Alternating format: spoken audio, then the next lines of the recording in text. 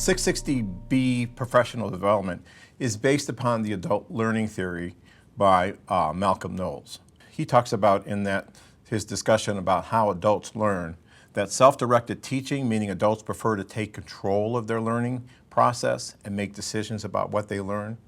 The experience-based learning, adults have a wealth of knowledge that they bring into the meeting. We want to make sure that we tap in on that knowledge.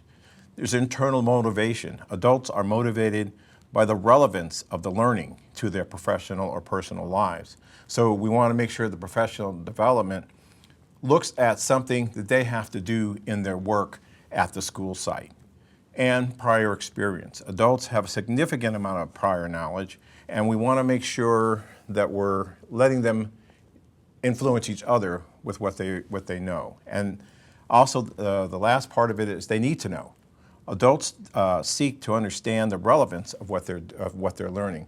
So they need to understand where this fits in with what they're already doing or could be doing better. Because it's part of what's happening at the school site, it's important that you always include your principal in the discussion, the planning, and the thinking behind the professional development. Because that, again, goes back to internal motivation. Adults are motivated by the relevance of what they're doing. So therefore, you and the principal work together to create this professional development. What you did in 660A was to really learn about what was going on at your school site as far as student achievement. Which students were achieving, which students weren't, what they needed, what might be some possible high leverage strategies. So in doing that, one of the things you had to do was to place yourself in classrooms and ask some questions about what do we notice, what do we wonder. That, I think, perhaps created an emotional experience with you, that coupled with collecting some qualitative data, and that's what we want, right? Those are what we want clinical experiences to do. We wanted it to be related to school improvement. And what you're about to do right now in 660B is to provide some professional learning around a problem or practice. We think this may really impact an area that needed some growth or improvement. We want you to lead rather than just participate. So now as the candidate leading this professional learning, think about it. You are actually teaching teachers some strategy that they can implement. We wanted rich feedback and for our candidates to really authentically reflect. And the fact that you're doing this professional learning for teachers who are going to implement it, and they're going to give you feedback, but also your triad. They're going to be watching you and what happens, and they're going to be giving you some rich feedback as well. And finally, we really wanted this to be a professional learning that is related to your school. Your principals involved, your university supervisors watching this and giving you feedback as well. So we want this, kind of wraparound support through this clinical experience, and we designed this 660B with that in mind. Think about it this way. You spent a semester learning about a problem of practice.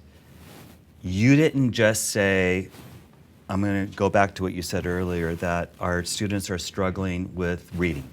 You didn't just come up with a new curriculum. You actually dove deeper and decided that it's because of something maybe not even related to curriculum. Maybe it's the high-functioning questioning techniques that you're doing.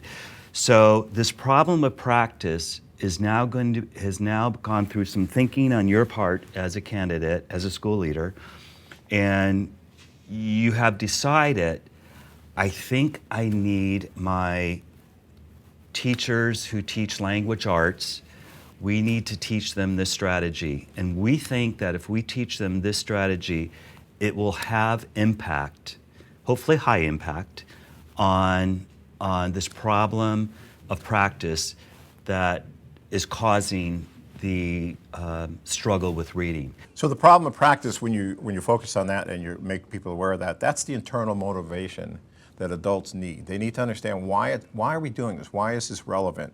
So there is a protocol for doing this, and we won't go over all the steps here, but there is a protocol to follow. And the protocol is important because, again, it helps you set up the professional development in a way that it will be meaningful for you and for the people who are going to take part in there. So in steps 1 through 4, you're leading, assessing, and then you're going to reflect on the professional development that you had with your triads. And then 668, we talked about the importance of reflecting with your triad members and reflecting with a network of somebodies to talk about what took place and determine what's going to happen next. So step 1, I just want to, to kind of highlight it.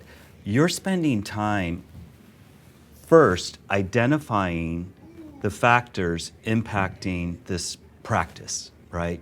That's happening in the school or in the classroom. You have come to the point of saying, I believe these are the factors. We can call them contributing factors or root causes, but these are the factors impacting how my students are able to learn. And then you've designed some professional learning, some professional development that you think has the most potential to impact it. In conclusion to these steps, one thing that I really want to restate, if we think about step 3, is the candidate is designing this professional development or learning, as we call it, but it must be evidence-based. And so when we look at the steps, step 1 and in relation to adult learning theory, step 1 is important because it's the internal it's the internal motivation. It's like the 3rd time I've talked about that, and I understand that. But you have to get your audience motivated to want to take part in what you're doing, number 1, and attend it, but number 2, to apply it. So step 1 is important because, again, it talks about what's the motivation, what's the relevance of this work. Well, in step 1, you have to talk about the factors through your learning walk that made you even think this is an issue. The second thing you're going to provide them is quantitative data that says, this is what the data tells us. And this is usually the data that they all look at. So, so you're giving them a chance to look at it from the perspective that you want them to look at it. Then you're going to share with them qualitative data. And that's not always data that the staff looks at. Qualitative data is, what do the kids say? What do the teachers say? What do the curriculum leaders say on the campus about what this problem of practice is? So that's good information that you don't always get when you're looking at data. And then it makes for you a clear rationale, to go back to what David is saying. I researched some strategies, and I think this is the strategy that's going to help us succeed. Step 2 is important because it's need to know. Adults seek to understand the relevance of what they're learning. So you're clearly communicating that you have identified what you feel is the best strategy for this. Not only that, but I'm going to show you how to use it. And then step 3 is prior experience. Supports prior experience. Adults have a significant amount of knowledge that they want to share, but you're giving them the venue in which to share it. So you're going to present this strategy you're going to use, and I know this is not new news to you, but this is a different way of looking at that news. And so that provides that there. Again, that motivates the adult to learn. Later on, at the end, you're going to reflect on the professional development. And it's important that you do the reflection on the professional development, and it's important you do it in triads or a dyad if you only have 2. But it's important to talk about what happened. What went well? What didn't go so well? Because it doesn't always all go so well. What was learned and how is it demonstrated in the professional development? So it's one thing to walk away and go, that went well, but you ask yourself, in the professional development, what did you see that said that it went well? What still needs to be learned? So when you do the professional development, you do your part, they do their part, and you realize, oh wow, they still don't get a piece of it. Or I needed to add a little more to this. So it helps you understand what comes next. And that's what the next thing talks about. What's the next activity that needs to take place? Or what's the next level that they need to learn, because they really did a good job with this. But you won't know that until you go and follow up with activities such as, looking in their classrooms or having a follow-up professional development that says, so how's it going and what's going well? Maybe some of you could share what's going well with you, and maybe some of you could share what's not going so well. And then how will you determine when it's time to move on? So hopefully you're always going to do this with others, and again, we want an authentic experience. So we want you to get used to the idea that even when you do the professional development, you reflect back with someone other than yourself. And so in this case, it's your triad. When you become an administrator, it'll be your administrative team, maybe your curriculum leader, or whoever it is that you're working with. As I said earlier, there's a protocol to follow, and you'll be able to look at that. But in the protocol, there's also rubrics, because like students, adults want to know, how am I doing it right?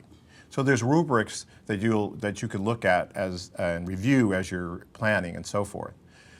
But I want to take a minute just to talk about some professional development issues that come up as you're planning your professional development. One is trying to do too much in 45 minutes. The assignment is 45, we're saying that your professional development should be about 45 minutes. It can be longer if you and your principal work that out, but we're not asking for that. So you want to make sure that you're doing all the components that this calls for within those 45 minutes. Trying to have folks learn more than one strategy in 45 minutes is really hard, because we're asking you to not only give the data, but we're asking you to share the strategies, then we're asking you to give time to try the strategies, then we're asking you to talk about, for them to talk about how they're going to use the strategy. It's really tough to do that with more than one strategy. Jamming 45 minutes into a 35-minute time frame because your principal, for whatever reason, says that, okay, you had 45 minutes, now you only have 35. Which happens. It does, totally happens. And so what you would plan to do then is the last 10 minutes usually of that professional development is planning how to implement. So because you didn't get a chance to do that in the meeting, then you can have a follow-up meeting with the people who had the professional development and talk about how's it going and next steps and so forth at that meeting. But it really needs to be 45 minutes. And then being apologetic about holding the PD in the first place. You shouldn't be apologetic for holding the PD in the first place. You're helping your colleagues do a better job at what they're already being asked to do. You're actually giving them a trick of the trade to try and see how their students can succeed better because you've looked at this problem of practice. So it's important for you not to be apologetic, but to be energetic and say, I've got something that's going to help us all. I want to share it with you. We're going to try it in this professional development, and then we're going to try it in the classroom. So there's a lot of planning that's involved with this. And so there's also the planning tools that are provided so that you can do the forethinking, because a lot of this takes forethought before you actually plan out the steps. So there's a tool to do that, and maybe David, you could talk about that tool. Really believe that visible learning is really important, not just for students, but for adults. And so we've given you a tool.